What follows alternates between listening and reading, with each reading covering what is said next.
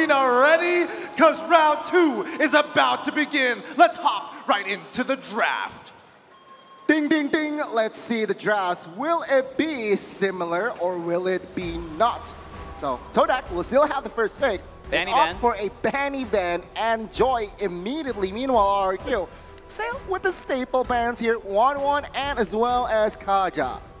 Now that still does leave quite a bit of strong characters on the table. Carry is up, the Glue Monster is up, as well as Valentina. You know, Glue Monster can be countered if you have Uranus on the sideline, sometimes even Terizla, but it's just a character that's so hard to deal with, especially once Glue grasps onto your backline or sometimes even your front line. Because if you attack the front line, you're dead. It resets the ultimate, he does it over and over again. This character's way too annoying, so yeah, sure enough, we got a Glue Monster banned away from the game. Yep, and honestly, considering the playstyle that we saw previously, even the quote from Achil, every team is a rival for us, but Todak, we're like soulmates. And like I said in the beginning, it is fated that these two teams must meet. Well, yeah, for context, they met in M1. Actually, didn't met in M2, but in M3, yeah, they meet again. And as per the history, Todak has never won the match against RRQ. Yeah, it's, Ken, that's why they're like soulmates. They keep beating each other, and each time Todak tries, RRQ proves to be superior. Finally, we're seeing the carry getting banned out here in the first phase. As we go on to our very first pick, do we see the Valentina coming up from China, from the Malaysian squad? Or it could still be the Eve, though. Yeah, maybe still be the Eve, because Eve is so versatile and so strong in the early game. Once you have the Eve, you can solo clear wave and also just harass and poke the enemy lane. We frequently see good Eve players in the mid lane zoning the opposition mid lane away. You know, sometimes we usually see that in the goal lane, right? The marksman violence. But in the mid lane with Eve, you can actually do something similar, especially when you have a tank that can zone the enemy mid lane away. You can try to poke them so they don't get experience. And if that opposition mid lane doesn't get to level 4 by the first turtle, that's a huge plus for your team. I agree with you, but it seems like it is neither the Eve nor the Valentina. It is going to be the Yu Zhong. Now, I got to ask you, Gideon, is this Yu Zhong a flex pick? Oh, look, hey man, I love to be the one to be like, yes, I'm usually the one that's confident about these things, but hey, I'm just going to hold my mouth shut for just a couple of seconds until I get some confirmation, because even I'm not sure yet. Once again, Hilda and as well as Eve this time around going to be locked in for the side of RRQ. It does feel that Todak has kind of changed their direction in the draft, not just playing for themselves, but looking to counter draft especially when they're on blue side, which is rather strange. You would expect that from red. Yeah, I mean, RRQ at this point, though, definitely looking to play even more aggressive. You do not need to ask them to play aggressive. They're fighting aggression with aggression here. You don't pick, you can kind of tell the direction Todak want to go with this game. They want to dive into their backline. They want to play really, really strong, really powerful in the early game. But RRQ is denying that, right? I mean, with Eve, last game they have Kadita, which kind of have a problem clearing wave. This time they're not going to have that, right? Eve is one of the strongest early game characters in the entire game. So it's going to be shoving lane and going to your jungle along with Hilda's help to finding trouble into your jungle. Here we go. We're counting that with Claude and Chow, a full dive com from Todak. Rather interesting. Okay, so the Cho, again, we don't know whether it's going to be like interchange between the support. For all we know, it could be jungle with a Hayabusa getting locked in for the side. Dude, we're getting a treat from RRQ. It's just a fast picks, fast response from the side of RRQ. Very quick response. Hayabusa picks up.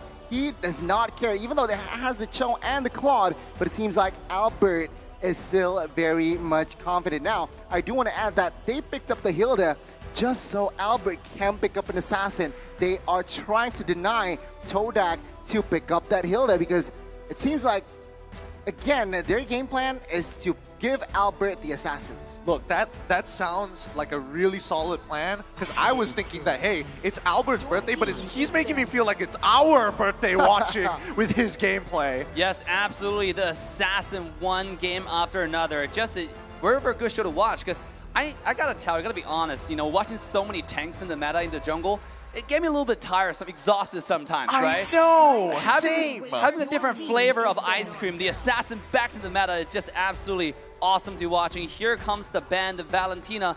They're also going to ban away his character like Lilia or even Farsa, you know, just to make sure that Clay have more room to maneuver. You know, speaking of which, if you start looking at the bans as well, I mean, Beatrix is getting banned out. So again, that direction we were talking about changing for the side of Todak really being implemented here. I mean, it's quite clear that RRQ, they are trying to limit the mid laners, the mages, like you said, Assassin Dave, as well as the Todak. Todak will opt for a Skylar ban here, limiting Skylar's option. But I do want to add that Claude, again, it needs time, right, to reach that power spike with Hilda and your opponent. Is it a fair trade, do you think?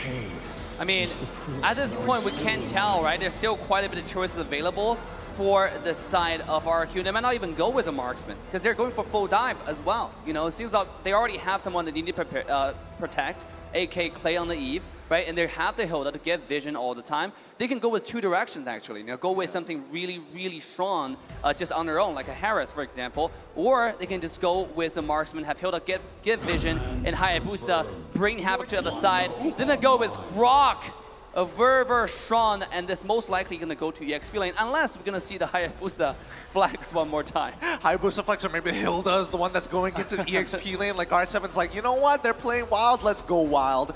But coming down to the final picks here for the side of Todak specifically, we're not entirely sure where they want to lean towards just yet. And I feel like locking in the Xavier might be a bit of a bait pick because I think it scales too long with the composition that they have so far. I prefer this Lilia over the Xavier here for the side of Todak, but it will not be either. It's going to be a Ling and as well as Kadita saying, you play Kadita in game 1, let me show my Kadita, and perhaps I might grab MVP. But RRQ get a very fast response. Harith. It's going to be Harith. Great predictions here coming up from the table. Well done all across the board. Woo. Now, which composition are you liking more, Dave? I mean, they're both pretty divey, I gotta say. So it's come down to execution, really, right? Which tank can find the engage better? Is Hilda gonna find vision for Hayabusa to find one-off picks, right? Or are we gonna see really good engages coming out from Chao? It's up to the teams, up to the execution. I think the draft, both draft looks beautiful. They're both dives, and they both have very little room for mistakes. If Eve get caught off, it's over. At the same time, if Claude get caught off, it's kind of over. So both sides, they have to play careful, they have to play tight, and I'm excited for this match. Well, let's see whether this is going to truly be a draft if the best of the best have made it up and towards the upper brackets, and Todak, unfortunately, a score down, but they're looking to turn it all around here to even it up against the Kingdom. So let's jump into the Land of Dawn once again for game number 2. Will RRQ find another point, or will Todak equalize in game 2?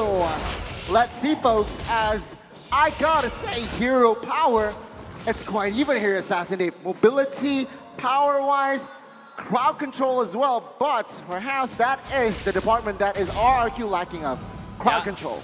Yep, look at the mid lane though. Already, Chao and Kadita playing aggressive onto Clay to dominate the mid lane, but Vin was already asserting dominance into Todak's jungle. He was 1 versus 3 early on into the blue side, getting vision on Lean, knowing Lean started blue block, gonna move towards the bottom side, gonna give a little bit of warning to Harris to play more careful. You can see Harris is hugging the tower, not really playing too out of the line here, but Chao Yamski is now making a rotation to the top side, finding Hayabusa. It's more of a battle of the support at this point, but you can see Win is already level 2, where Chao is still stuck at level 1.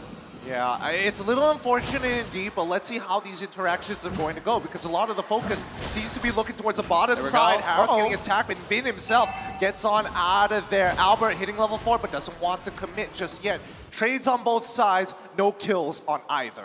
It seems like both teams here trying to poke, trying to give out pressure, and for now, Momo needs to be very careful here. Albert is already on standby. Will he commit to this? I mean, this is a tower dive right here, right? Albert coming in. Oh, maybe he should just go for the go crab. I like what R7 is doing in lane. Because of the lane prior, he was zoning Momo away from the experience. And because of that, Win was getting so much more experience, such a huge lead against the Chao, against the corresponding opposition. And here we go, approaching the first turtle. Hilda is already on standby. Now, this could be the difference maker here because Grok is already level 4 in comparison to Momo, who hasn't hit it just yet. Yep. So it's a wild charge compared to no Black Dragon form as of now, but Yumski going to be starting up the turtle. Okay, he knows the jungle is here. He spots out R7. Hilda immediately attacking Rival, putting him too low to even contest for him. Bottom side, however, Chiku guys goes for the all-in against Skylar with a blazing duet already on him. Chrono Fisher, just enough. No, it's going to be Rival who makes it there just in time to pick up that first blood and back away. Vin coming in to finish off Chiku guys, holding it off. Is he going to hold him hostage? Yes, he is. Chiku, he finally takes it back. But Vin, he doesn't. He misses. Chiku guys is able to flicker on out of there as Rival has to back away. Nobody took the turtle in that time. He has the game sense, but he just misclicked that perhaps. But yeah, I mean, Rival has no retribution earlier. He was forced, but now it seems like they are ready to set up and take this first turtle. RRQ, can they respond to this? Albert will not be able to reach there on time. Yeah, both assassins are just farming right now, but look at Vin, again, still providing a lot of vision on Chao and everybody on the map. We know Ling was doing the turtle, but here we go. One thing I do want to mention, oh, the kick! Really good kick so far, way the drag into a perfect combo.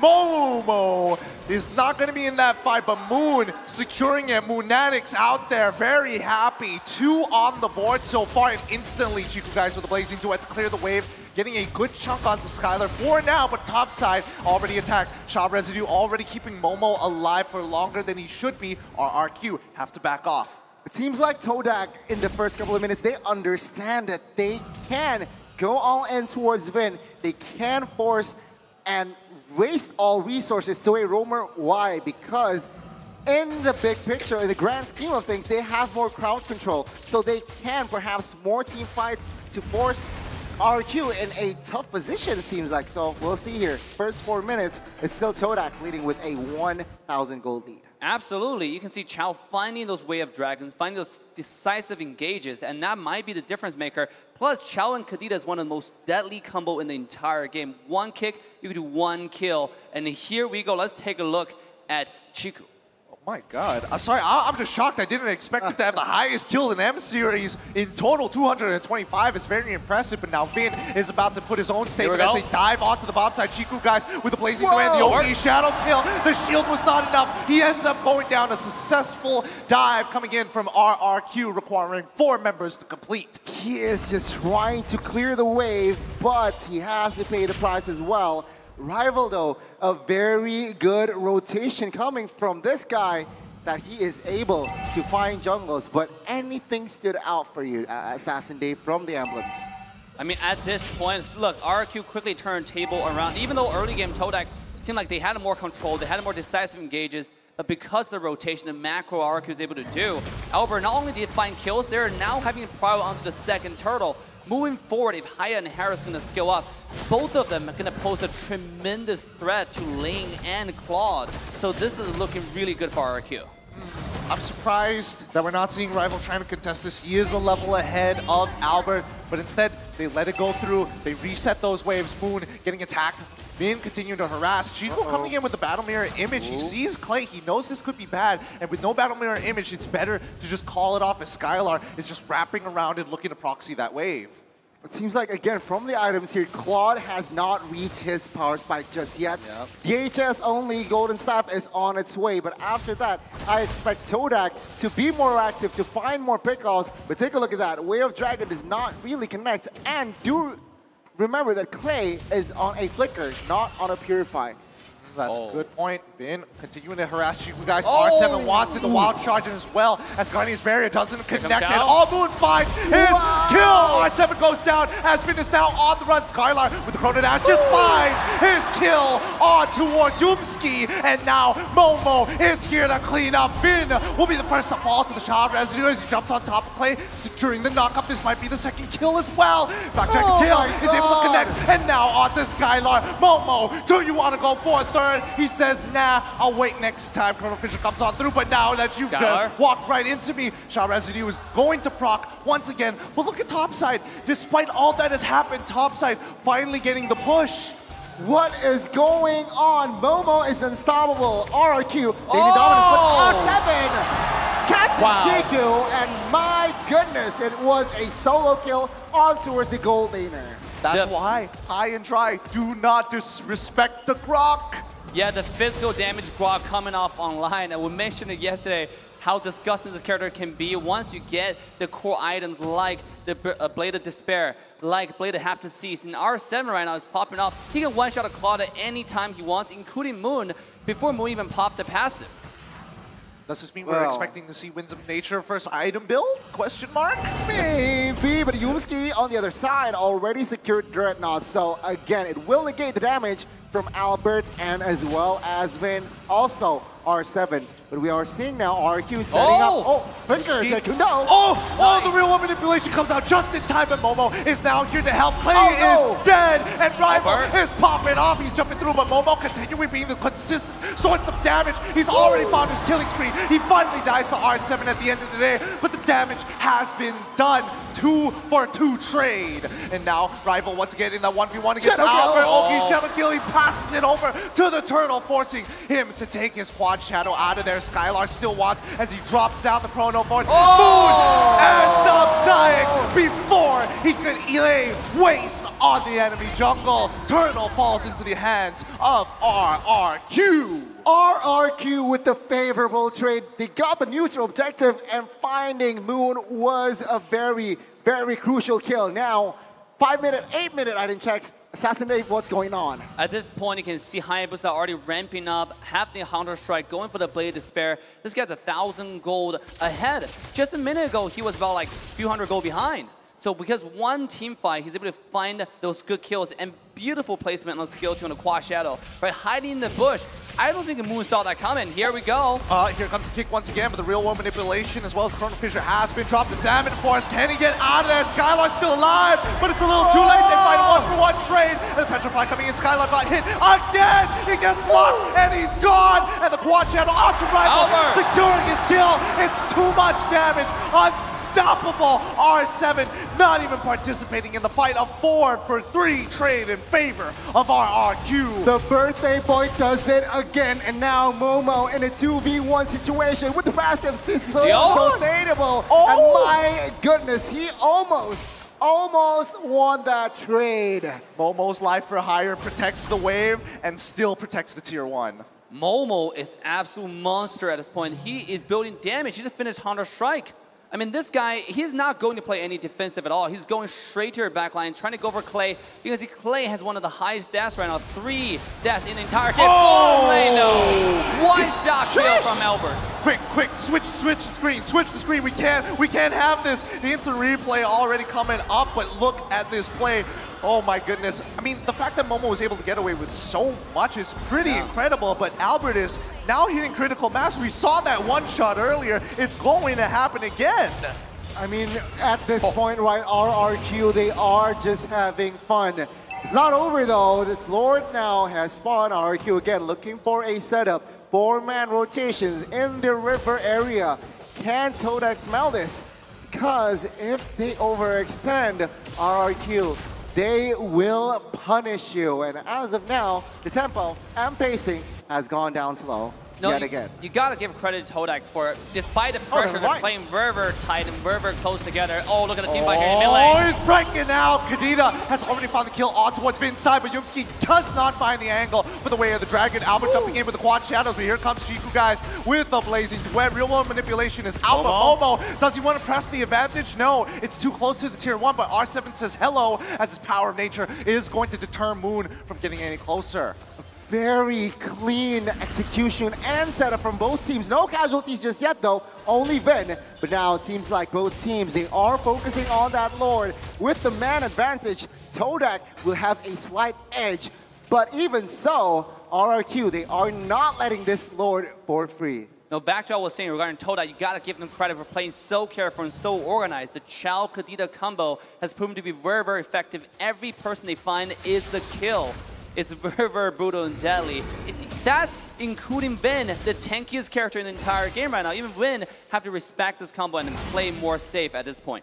I think what I'm stressing about right now is the fact that Skylar, despite getting hit by double petrifies all the time, was still managing to hold out with the Xamarin Force, and I just saw him purchase the concentrated energy. So, with this being said, let's see how this Lord situation is going to work, because the side lane's not falling into the favor of Todak.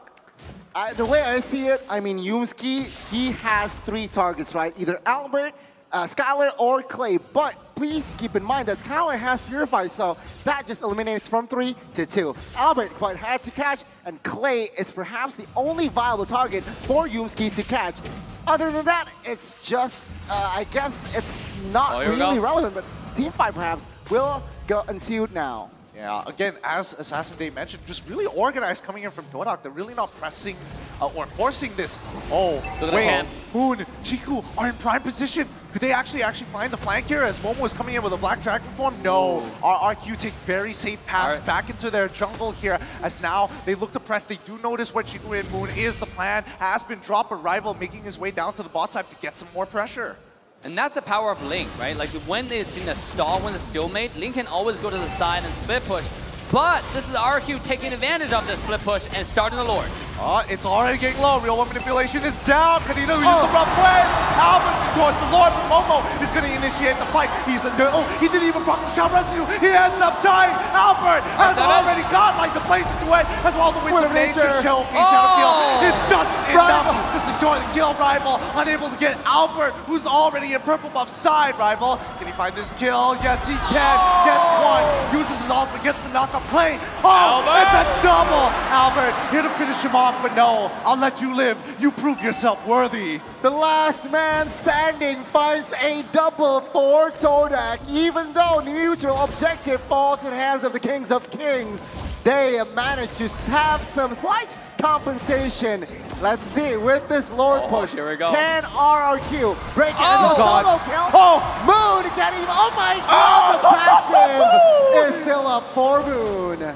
Oh my goodness, I can't believe it. 1 HP. I guess that's a message to the rest of them. Is he going to do it one more time? Momo this time. He can take the damage. With Lord already pushing it down towards the bottom side, the waves are in trouble as Momo is willing to give his life up for higher. Albert now in trouble as Rival chases him down, secures him with the last crit, and a killing spree on the bottom side. Momo still alive, Blazing Duet already down, and that is going to be that Lord push. Todak has equalized. Take a look at the gold lead now. It's basically 0. And RRQ, they have the advantage space-wise, but economy is just a balanced game. Assassin Dave, what do you think? Just now it's more of the game for the team for RRQ to lose, because I mean, the Hayabusa really play a little bit too aggressive, right? Using every single skill possible just to force out Momo's skill, Momo's ultimate, when no teammates is nearby. So Ling really just take advantage of that, got him low, and forced the ultimate off, and finish off the kill. That turned everything around, because then his teammate found himself alone, easy double kill, go to the pocket of Todak. Let's take a look at items and farms. Hayabusa is 4,000 gold ahead. Albert is dominating this game. I mean, take a look at Harith and Claude, right? Both gold laners here. Claude building Athena as well, so he has some respect towards Harith, towards Eve as well. On the other side, it's just full attack for the Harith. I mean, this has been a dead even game for quite some time. I don't know whether it's the Malaysian staple to really drag this game out against the Indonesians so far, or even the Filipinos. But looking at the Lord advantage, unfortunately, they ended up losing a bit of gold here overall because of the deaths they gave over. But now Moon in trouble. Finn having plenty of damage here, but he's going to be using the rough waves to gain his health back up. Is it enough? No! He doesn't get his health back! And Rival even committing onto Skylar. 2 ultimates down and Moon already dead. The mid lane in trouble. Oh my god! 7! What a wild charge! And now Momo turns it around. Get his team out of there. We need to reset. No casualties except Moon. He has to pay the price while the Lord now is up. RRQ understands this. 5v4. Will they commit to this? Todak will not give this freely. Let's see the execution. We're Dragon. Yep, they already used the way of the Dragon to find one. Albert already jumping in with the Yoki Shadow kill. Momo's in trouble. He's already gone. Salmon force pop, and that's even Yumski in the backline. Vin may be dead, but it's a little too late. Can Rival pull this through after his immortality? Blazing Duet finds only one. no! It's too late! The damage has been done. A 3-for-2 trade in favor of RRQ. RRQ, they won that war, but at what cost? They will not be able to find the Lord in time. And Todak with that play. Uh-oh, Shaman Force popped. Oh, Skylar. He's dead. Oh, he just soloed Chiku. That's... What the heck?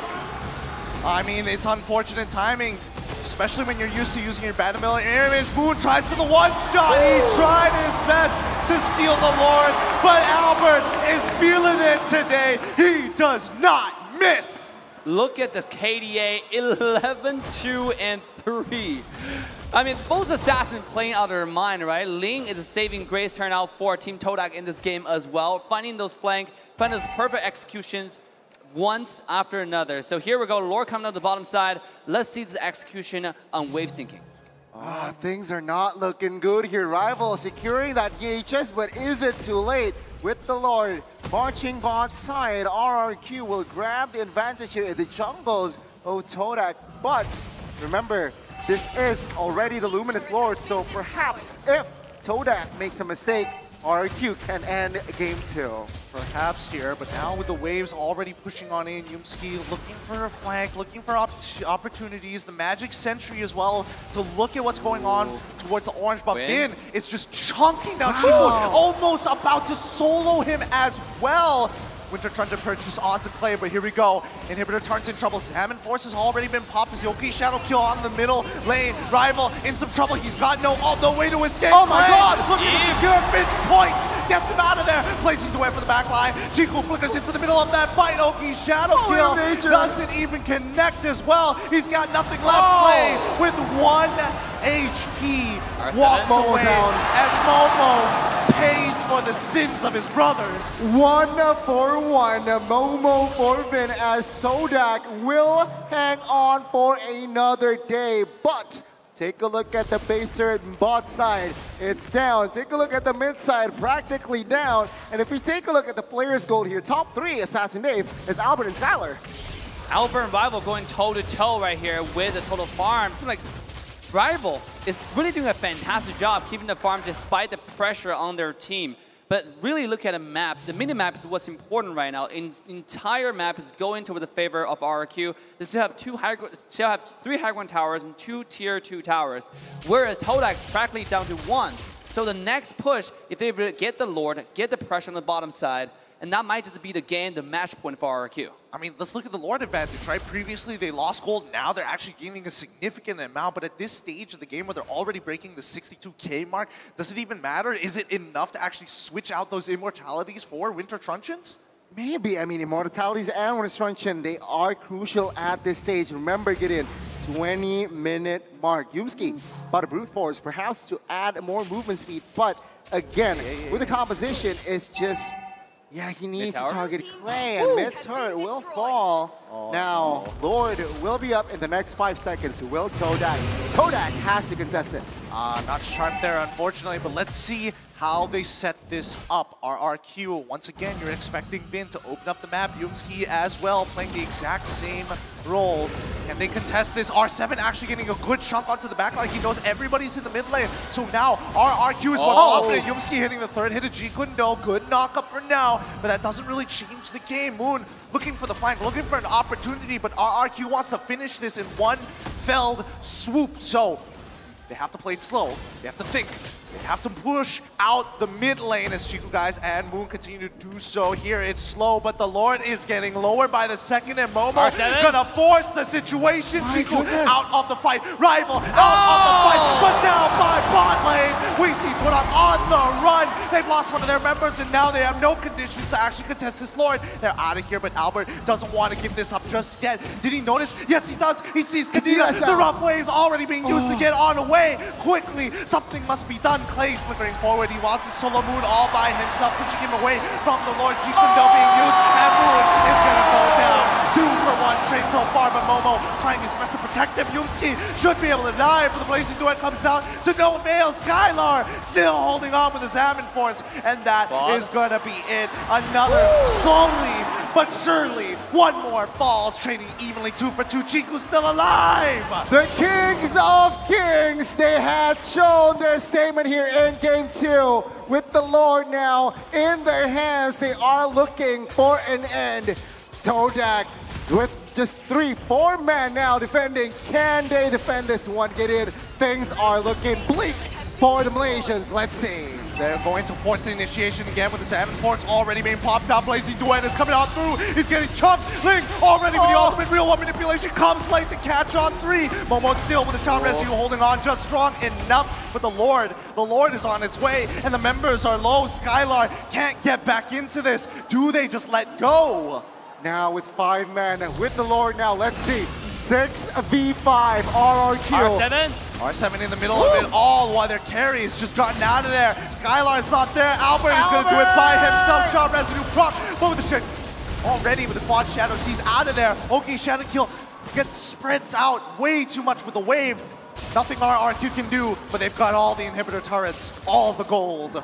Todak, they can breathe for another 5 minutes, it seems like. Assassin Dave, what can you read? I mean, at this point, Todak is pulling a fantastic defense, actually. Losing when proven to be the crucial element for RRQ9 would end the game right there. But again, with all 3 lanes, high ground tower being taken down, the entire base of Todak's vulnerable. RRQ, what it can simply do is just sink in the wave in unison, have all 3 super wave crash in the base at the same time, and try it one more time. Because at this point, Hilda is gonna be very tanky in the front, right? He's not really afraid of the one-shot combo coming from the Chow, coming from the Kadita anymore. And you can see everybody, let's see how many immortality we have on both sides. It seems like Rival has it on Team Todak. We also have Chow has it as well. There's 2 immortality versus 1 immortality come from RRQ. This is actually pretty risky for tower dive. Yeah, I mean, what also pops out in my eyes is Grok. R7 building 2 BODs and also respecting with the magic power for Moon. He builds also that Athena. Now it's just a matter of patience here. Get in. R7. Well, I don't think anything's going to happen. I think it's too risky to die now. It's like 24 minutes. Your death timer is like almost a 70 minute at this point. I think it's already 70 seconds. 70 seconds. Oh, boy.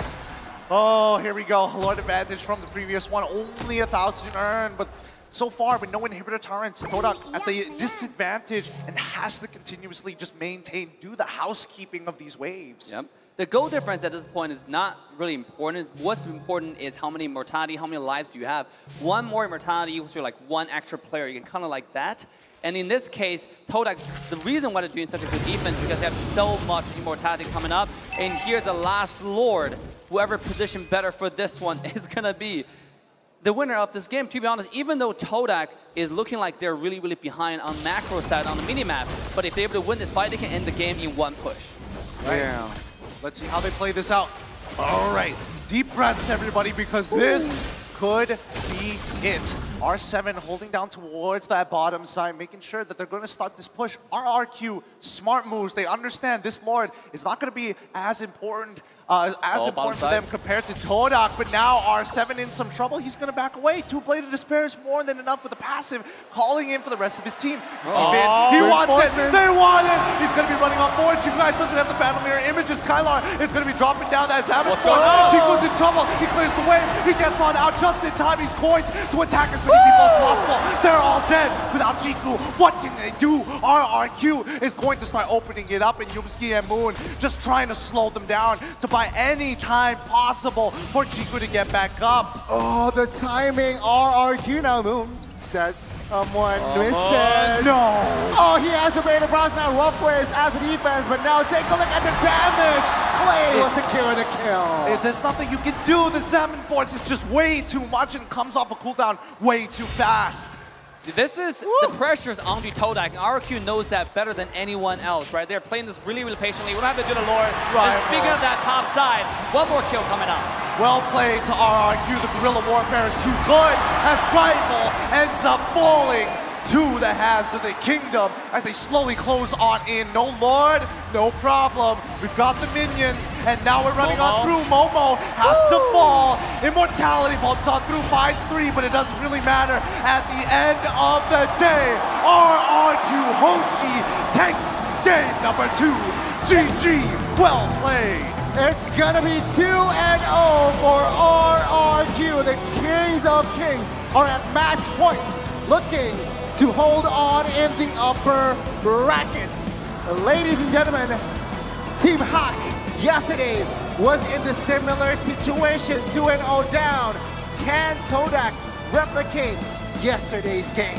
I mean, against a giant, against a team so disciplined like RRQ, it's gonna be an uphill battle for sure. The execution was flawless, the planning was extensive. Look what they did in late game, right? They don't have to do the Lord. Step by step, they go for the kill, they go for the commit on the bottom side, finding the kill onto the Claude, and that win the game. A gift from the birthday boy. RRQ secures game 2. Oh, what a game this has been so far. They've been absolutely killing it as well. And a gift for the birthday boy. Albert is getting everything he wants today. He's getting the assassins. He's getting the draft he wants. He's getting the vision. I mean, it feels like he's unstoppable. It's just pure entertainment to watch game 1 on Albert on a fan and game 2 Albert on a Hayabusa. And he's just so good that it's just hard for Todak. Sure, they got glimpses for a comeback, but it's just all discipline from not just Albert, from all 5 members. Still, similar to game 1, they are playing as a unit. And on top of that, I gotta say, Rival is putting up a fight as well. He's really living up to the name. True. Rival. Boy, he really is living up to his name. I don't know. I've been readjusting my tides 6-7 times because this game has been so intense. I'm sweating up here at the caster's desk. It has been going so well so far. 2-0 match point coming in from RRQ. I don't know, but this is looking like a really tough game from Todak. But was it the draft that was an issue? Like, it eventually felt like Harith completely dominated this Claude. Yeah, absolutely, because it's just really hard for Claude to kill this type of character. Put a lot of sustain, a lot of damage, and obviously turnaround potential. You have no skill shot. It is all attack damage burst for the Claude. And on that note, Gideon, M4 Battle Night goes live this January 21. Expect loads of events and rewards up for grabs in game. First off, complete battle tasks in the game on January 21 to get a skin choice chest. You can then choose the skin you like most from that chest, and aside from that, battle bonus awaits you on the same day. Play matches and you'll get team star protection for 3 matches. Double star racing points, double protection points, and double EXP, and double BP for my 5 matches. We are not stopping there.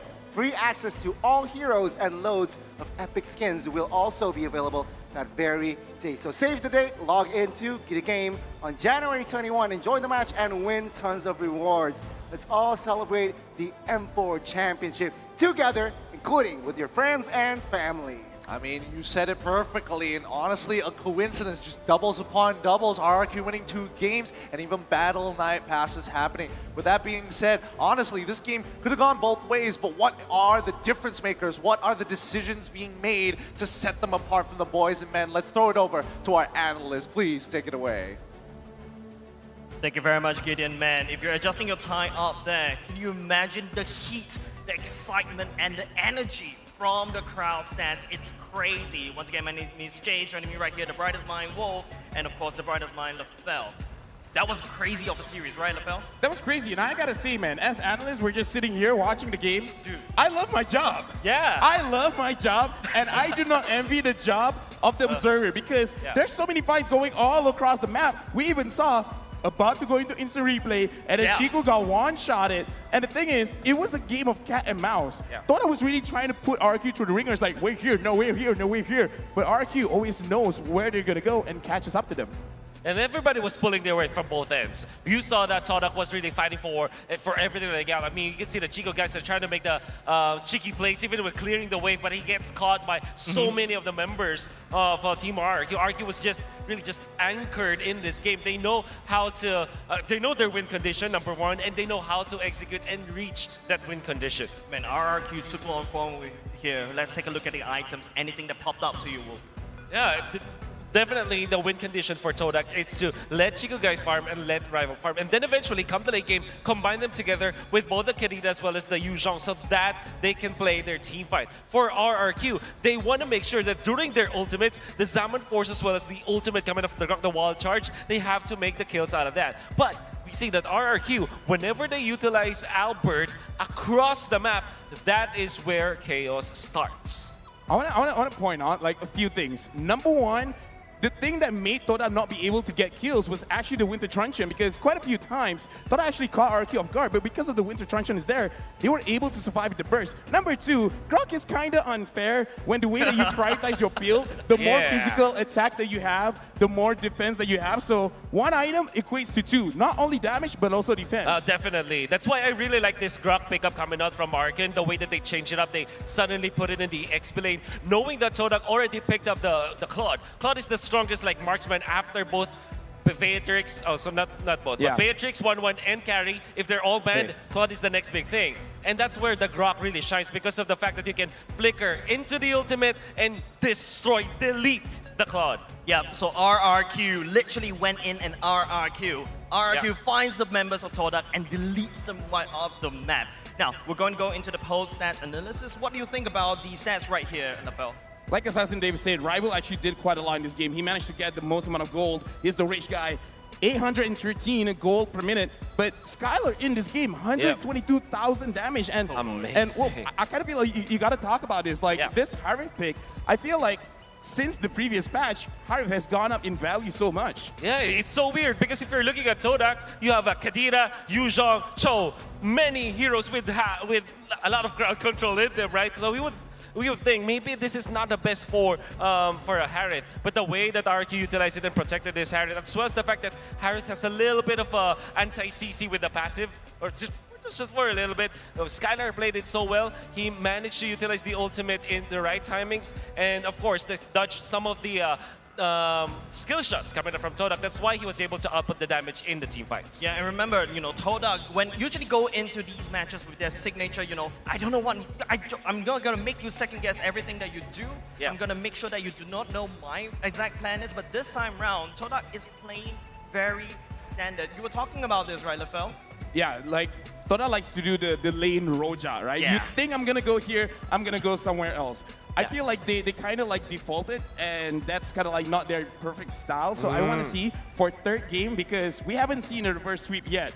As a Malaysian, I want to see the reverse sweep. We almost did yesterday. We almost did yesterday by Team Hawk. Yeah, but denied by Echo. Yeah, almost. And you're here. You're there too.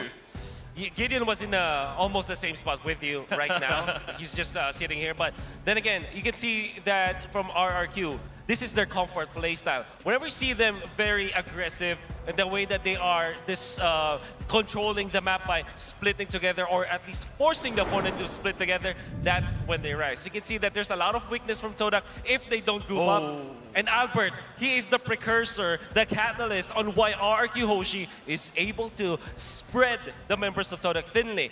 This guy is just giving us a masterclass on how you play the aggressive Hayabusa.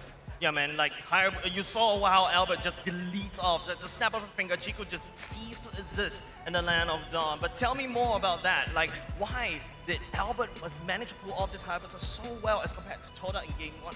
The thing about being an assassin player is you got to choose your target correctly. And here in the like while we were analyzing the game, you guys actually asked, like, we're going to look at the highlights a little bit later. Oh, why did the rival try to 1v1 Albert? Oh, yes. Like, are you guys for real? Albert just got a triple kill. He's like really strong, but in all fairness, just to make it very, very simple, the fact that Albert actually finds good flanks, finds very, very low targets, and the fact that Chico kind of goes off, off script and goes too far ahead, kind of makes it easy for Albert to get kills. Yep, and with that said, let's take a look at the heat map right here. Definitely it's going to be Albert's heat map, and this is going to be the starting of that game. Tell us more about the rotations. You can see that already he rotated onto the top and the bottom lane. Surely you can see this heat map, but the way that you have to understand this for all of the viewers out there is that it's the order of one of his rotation is to the top first and then the bottom lane. So there's a little bit of aggression towards the bottom lane after they got the turtle, where they didn't get the first turtle, right? Because they weren't able to do so. But afterwards, he went into the gold lane where you can actually have an impact. Ultimates, if you are going to use your ultimate, you have kill potential in any lane, and choosing the gold lane first makes it so that the Harith will have a better time in the mid game. Yeah, and to be honest with you, man, this is the kind of jungler that you want, especially as a marksman player. Sometimes the jungler just forgets about my lane. I would not complain if Albert would be like, hey, can I be your jungler? I'm like, oh, yeah. Oh yes, please. Sure. Yes, What do you need? Yeah, but of course, you know, we're going to go into the highlight very, very soon, and we're going to have to see how exactly RRQ execute this, especially when Todak defaulted to default. This is just crazy coming up from RRQ. Super clean. The battle between the assassins, right? Yeah. It's rival going up against Albert. So much damage that we can see coming up from Albert because he is able to get out of the fight and then into the fight when he finds the opening. Just like how you should play the assassin. It's even like outplaying the lane. Many moments of this game, it was a mistake for Rival to utilize the ultimate that soon, but he didn't have a choice. Now during the turtle teamfights, it's also that Albert is able to utilize the retribution just in time. For so many red 3 battles that we saw in this game, even through a purple buff in the late game, and Albert is winning almost all of it except the first turtle. There's a reason why, even back in Singapore, especially the Twitch streamers, right? They always fanboys about Albert, the fastest fingers, the red on point all the time. You guys asked, why didn't Rival try that 1v1? Yeah. Are you serious? Look at the HP, but I am serious. But again, looking at this game, a lot of fights went on, and I kind of like it from the players. They're not shying away from fights. If they see an opportunity, they're going to go for it. It's just that I kind of feel like they just misjudged the amount of damage that they can take and then the amount of damage that they can dish out in the late game. And I kind of feel like that was the downfall. Yeah. I can even say that R7 played this game really well. I can barely remember his highlight up top. They was able to get a kill onto Chico guys, utilizing the ultimate. You can see the damage output from the high end, right?